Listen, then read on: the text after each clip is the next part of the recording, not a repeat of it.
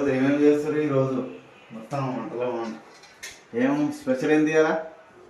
వేడి వేడి రైస్. వేడి వేడి రైస్. ఓకే, ఇంకా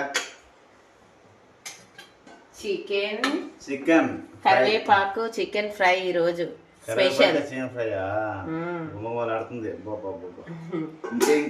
ఇంకేం చేసినాం ఈరోజు? పచ్చి పులుసు, నాకు ఇష్టమైన పచ్చి పులుసు.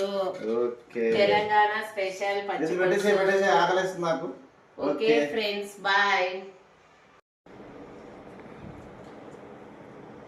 సూపర్ ఉంది చికెన్ రెసిపీ.